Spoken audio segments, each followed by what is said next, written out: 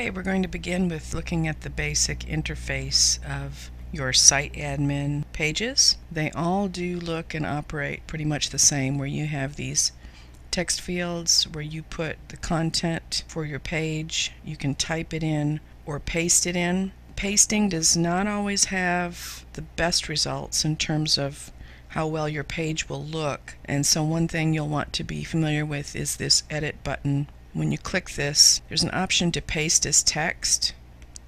That allows you to paste from other types of word processing documents, and it will remove any of the formatting that's not going to translate well to this web page. That way it's just clean text and will look similar to how you see the text on this page. So that's an important step when just handling copying and pasting text into your overview info box, which is the main content of each of your pages. You can see in the text where you do have some options for changing coloring. You can make text red in places, and that's in the formatting toolbar. These are your various options for how you can style the text on your pages. You can see that we use this link as a gray button here on a section of this page to highlight that there is a PDF available for download for this specific project being mentioned, so that's a way to highlight a link on your page. And then just basic text links within the page are very simple. These words here were made into a link for an email address, and the way to set a link on text is just to highlight it, and then you have these link buttons that would be to remove a link. But this one, of course, is to insert a link. You click that button and enter the email address. The system is set up to recognize if you forget about this mail to : preceding the email address. It is set up to recognize that you've entered an email address, and it'll ask you if you want it to style that link as an email URL. So you can see the words that are being set to as the text display, email us, and then this is the email address that link is taking people to. So you always hit OK on those pop-up boxes, and then whenever you make changes within your text box, your main text box of your page, you want to hit save and continue editing.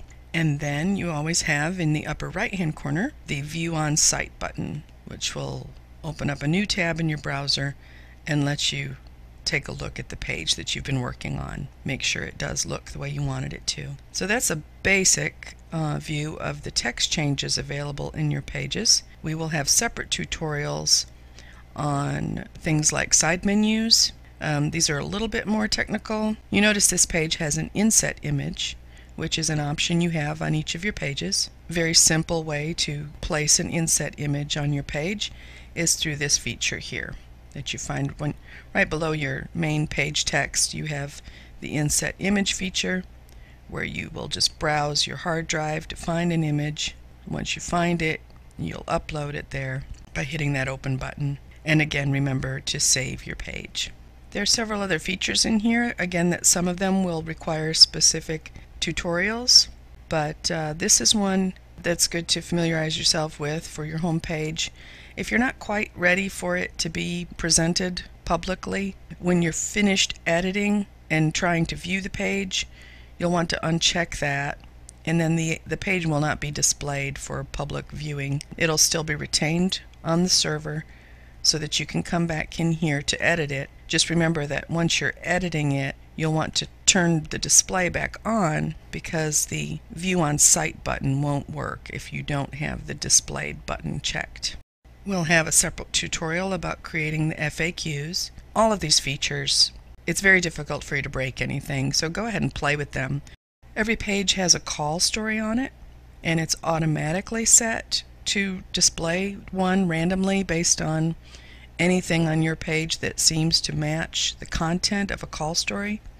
If you don't want it to automatically find one, just uncheck that, and it won't display a story on your page then. But if there is one particular story that really fits your ministry very well, if it was a story in the call about your ministry, you may want to actually highlight it and feature it. And you can check that box to have the story featured, which means it will appear at the top of your page. And we have in here lots of call stories from the past recent years that you can choose from. You have the option to add your own social network links Twitter, Pinterest, and Facebook are your options. You can have the important message across the top, which, as the conference site has, this red banner, that can be your own important message for your pages so that you can have any message you'd like to appear there. This is where a logo can be placed. We've given the very specific image sizing instructions, 275 by 100 pixels. If that size is not precise or very close to that, the logo really will not work in that space on your page. It's programmed to require a very specific dimension, otherwise the page won't flow correctly.